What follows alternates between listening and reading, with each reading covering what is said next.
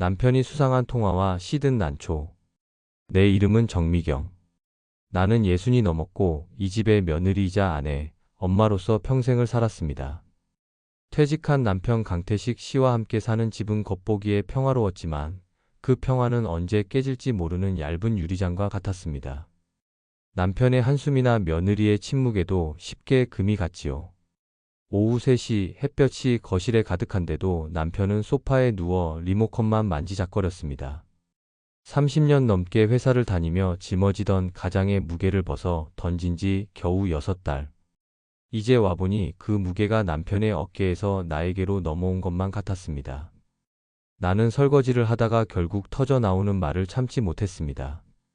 그럴 시간에 당신 친구 김 사장처럼 뭐라도 좀 배워보지 그래요? 아니면 저기 베란다에 시든 난초 화분물이라도 좀 주고. 남편은 벌컥 성을 냈습니다. 내가 알아서 할게요. 난초는 당신이 알아서 키우는 거지 왜 나한테 시켜? 그리고 내가 할 일이 없어서 당신 잔소리나 듣고 있을 사람이야? 찬물로 손을 헹구는 내 마음도 싸늘하게 식었습니다. 내가 잔소리하는 것 같아서 미안하지만 당신의 그 무기력한 한숨이 나까지 힘 빠지게 만든다는 것을 남편은 영영 모를 겁니다. 정말이지 이 집에서 내가 뭐란 말인가. 남편은 나를 잔소리하는 아내로만 보지 나 역시 당신의 그 무기력함에 전염될까봐 얼마나 두려워하는지는 모를 겁니다. 내가 설거지를 하며 흘리는 한숨은 당신의 한숨보다 훨씬 무겁습니다. 저녁 무렵 일하는 며느리 민서가 손자를 데리고 잠시 들렀습니다. 민서는 늘 친절하고 예의 바르지만 나와는 묘하게 거리를 두었습니다. 내가 차려준 저녁 식사에는 잘 손을 대지 않았지요. 민서야, 너도 저녁 좀 먹어. 너 이렇게 굶고 다니니 애가 안 생기지. 내 말이 나오는 순간 며느리의 얼굴이 순간 굳어지는 것을 보았습니다. 며느리는 애써 미소 지으며 말했습니다. 어머니, 저 방금 회사에서 먹고 왔어요. 그리고 아기는 제가 알아서 할게요. 어머니가 제 걱정하시는 마음은 알지만 걱정은 걱정일 뿐 저희한테는 잔소리로 들릴 때가 많아요. 가슴이 저릿했습니다. 내가 너 걱정하는 게 잔소리라니? 내 평생의 헌신이 단지 의미 없는 걱정으로 취급받는구나 싶어 화가 치밀어 올랐지만 남편은 늘 그랬듯 무관심하게 TV만 볼 뿐이었습니다. 결국 남편은 늘 내 입만 막았습니다. 며느리가 나가고 난 뒤 나는 민서가 두고 간 시든 난초 화분을 물끄러미 바라보았습니다. 결혼 초 시어머니가 주셨던 건데 내가 아무리 정성을 다해도 결국 시들고 말았지요. 마치 나와 며느리의 관계처럼. 그날 밤 나는 잠을 이루지 못했습니다. 남편의 무기력함과 며느리의 냉랭한 태도가 나를 짓눌렀습니다. 새벽 2시쯤 화장실에 가려는데 거실에서 조용하고 다급한 남편의 목소리가 들려왔습니다. 남편은 늘 내 앞에서 큰 소리만 치던 사람인데 그 목소리에는 왠지 모를 두려움과 절박함이 묻어 있었습니다. 나는 발소리를 죽이고 벽 뒤에 숨어 남편의 통화 내용을 엿들었습니다. 네. 저희 집 담보 대출 서류는 모두 준비했습니다. 이번 사업만 성공하면 저도 다시 일어설 수 있습니다. 걱정 마세요. 아내한테는 절대 말 못합니다. 네, 이번에 반드시 꼭 3천만 원 입금하겠습니다. 순간 머리가 쭈뼛 섰습니다. 담보 대출? 3천만 원? 남편이 집안의 가장 큰 재산을 걸고 가족 몰래 무언가를 꾸미고 있었습니다.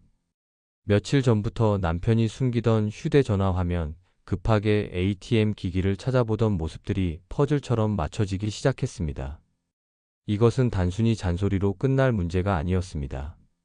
나는 차가운 방바닥에 주저앉았습니다. 남편의 무능함이 가족을 위협하는 현실보다 그가 가장 큰 위기를 나에게 숨겼다는 사실이 더 큰 배신감으로 다가왔습니다. 그 밤 창밖을 멍하니 바라보며 나는 결심했습니다. 남편의 그 수상한 사업이 무엇이든 나는 반드시 그것을 막아야 했습니다. 하지만 어떻게? 남편은 나를 잔소리꾼으로만 보는데 내 말을 들어줄 리 없었습니다. 내일 아침 남편은 어떤 짓을 하려는 걸까요? 그리고 그 3천만 원.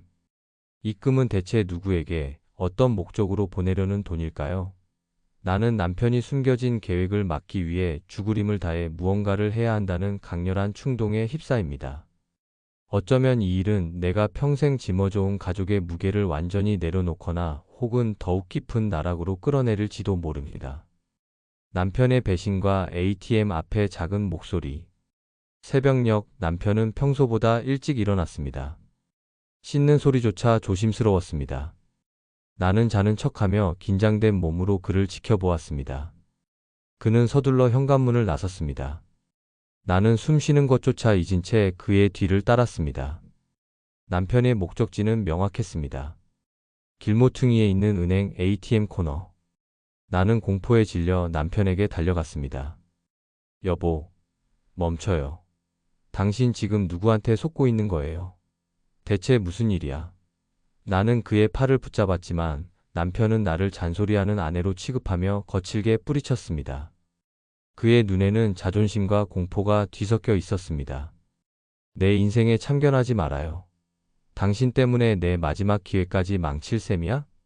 당신이 뭘 알아? 그 비수는 내 가슴에 박혔습니다.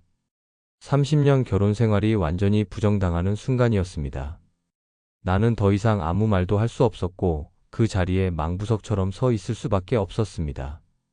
남편은 ATM 기기 앞에 섰고 나는 그 뒤에 멀찍이 서서 절망적으로 그를 지켜보았습니다. 그는 화면을 조작하며 돈을 입금하려는 듯 했습니다. 그때였습니다. ATM 코너 안쪽에 있는 창구 직원이 문을 살짝 열더니 나를 보지 않고 남편의 등 뒤를 향해 아주 작고 떨리는 목소리로 속삭였습니다. 할아버지, 빨리 도망치세요. 지금 보이스피싱이에요. 당장 도망쳐요. 그 작은 목소리. 마치 천사의 속삭임 같았습니다. 남편은 순간 멈칫하더니 뒤도 돌아보지 않고 죽을 힘을 다해 은행 코너를 박차고 도망쳤습니다. 나는 어안이 벙벙했습니다. 남편은 왜 도망쳤을까?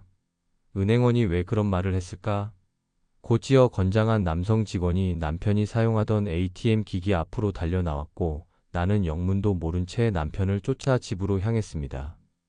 모든 것이 꿈결 같았지만 분명히 그 순간 내가 아닌 낯선 누군가가 우리 가족을 구해냈다는 사실만큼은 선명했습니다. 난초 화분과 며느리의 침묵. 남편은 집에 돌아와 이불을 뒤집어 쓴 채 아무 말도 하지 않았습니다.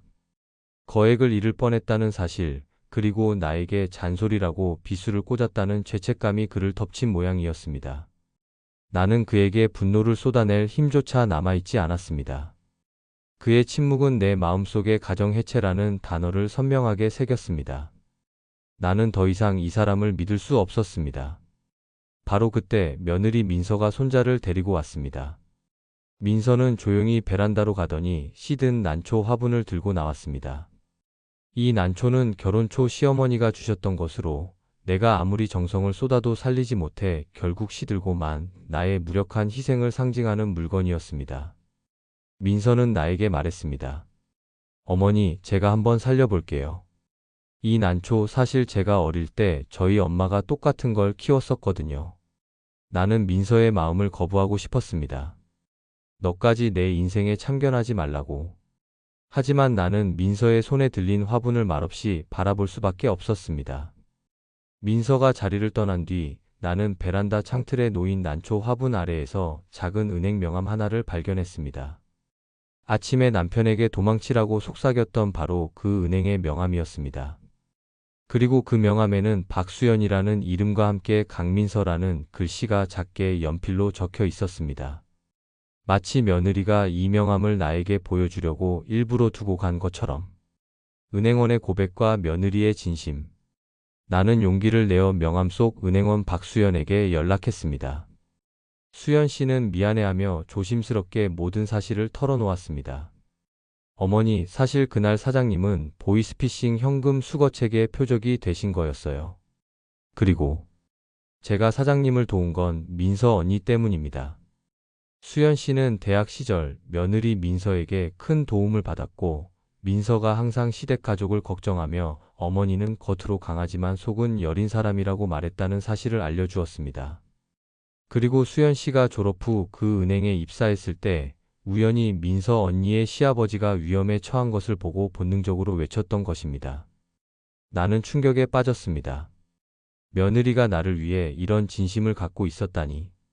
나는 민서를 나를 무시하는 며느리로만 보았는데, 나는 민서를 오해했을 수도 있다는 생각에 난초 화분을 가져와 정성스레 물을 주기 시작했습니다. 그리고 며칠 뒤 민서가 퇴근 후 나에게 조심스럽게 말을 걸었습니다. 어머니, 사실 제가 예전에 어머니가 계셨던 공방 앞에서 어머니를 본 적이 있어요. 30년 전에요. 민서의 말에서 나는 30년 전 시댁을 위해 포기했던 나의 꿈을 며느리가 알고 있다는 충격적인 진실의 조각을 발견했습니다. 남편의 어설픈 희생. 민서의 고백을 듣고 나는 놀라 며느리를 추궁했습니다. 민서는 눈물을 글썽이며 말했습니다. 아버님이 이번에 보이스피싱을 당한 게 사실은 어머니 공방 자리를 다시 마련해 주려고 했던 거라는 걸 알았어요. 아버지가 친구에게 돈을 빌려 어머니를 깜짝 놀라게 해주고 싶으셨대요. 그런데 사업 자금이라며 속은 거죠. 망치로 머리를 맞은 듯 했습니다. 남편은 나에게 무심하고 잔소리만 하는 나쁜 사람이 아니었습니다. 그는 어설프고 서툴렀을 뿐 나에게 사과하고 싶었고 나의 포기된 꿈을 되찾아 주려 했던 것입니다. 나는 남편에 대한 오랜 서운함이 눈 녹듯 무너지는 것을 느꼈습니다. 하지만 그 안도감은 잠시뿐이었습니다. 남편이 보이스피싱에 연루되었던 것이 발각되자 보이스피싱 조직이 우리 가족의 취약점을 알고 다시 접근해 왔습니다. 그들은 남편이 입금하지 못한 돈을 빌미로 나의 명의로 된 마지막 재산까지 노리는 교활한 문자와 전화를 보내왔습니다. 상황은 최악으로 치닫고 있었습니다. 남편의 마지막 몸부림. 남편은 조직의 압박을 견디지 못하고 모든 사실을 나에게 고백했습니다. 그의 얼굴은 피골이 상접해 있었고 죄책감으로 가득했습니다. 여보, 미안해. 내가 당신한테 인정받고 싶어서 가족을 지켜야 했는데 내가 떠날게요. 내가 사라져야 당신이라도 편해질 거야. 남편은 가족을 위해 떠날 결심을 하고 짐을 싸기 시작했습니다. 그의 어설픈 희생은 또다시 가족을 흩어지게 할 위기에 놓였습니다. 나는 더 이상 남편에게 화를 낼 수 없었습니다. 배신감 대신 연민과 공포가 밀려왔습니다.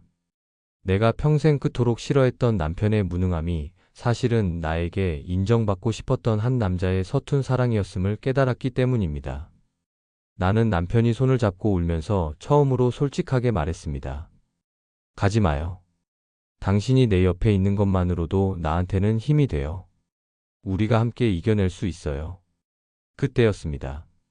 며느리 민서가 은행원 수영과 함께 우리 집으로 들이닥쳤습니다. 민서는 이미 모든 상황을 파악하고 있었습니다. 어머니, 아버님, 저희가 해결할게요. 수연이가 방법을 찾았어요. 며느리가 은행 내부 시스템과 경찰의 도움을 받아 보이스피싱 조직을 역추적하는 결정적인 반격의 계획을 들고 온 것입니다.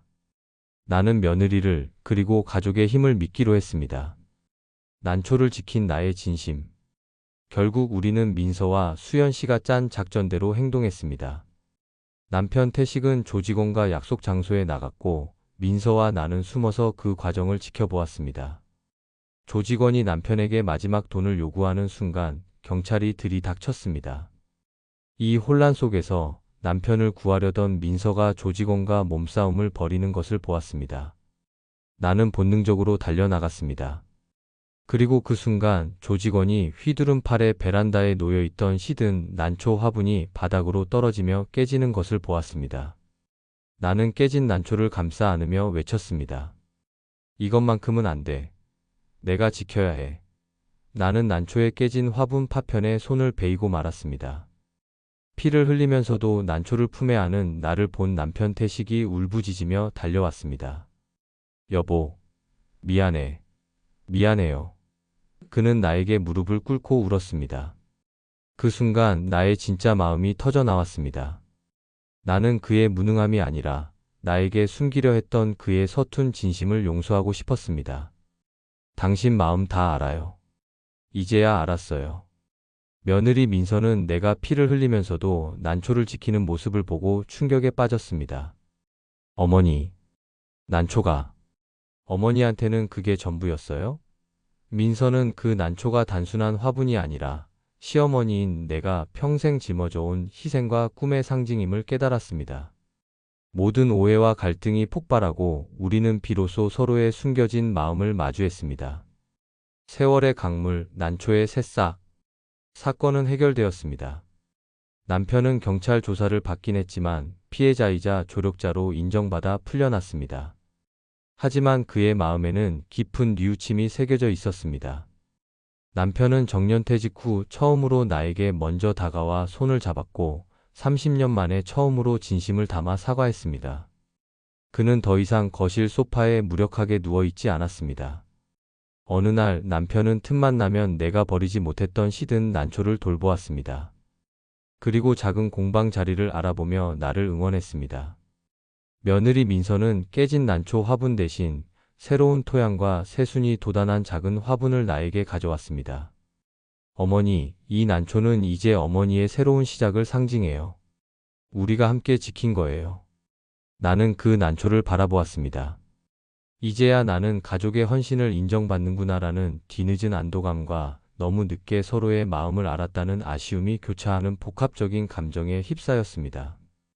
남편이 사과, 며느리의 진심, 그리고 다시 살아난 난초. 모든 것이 해결되었지만 내 마음은 완전히 행복하지만은 않았습니다. 세월의 강물은 이미 흘러갔고 상처의 흔적은 희미해졌을 뿐 사라지지 않았으니까요.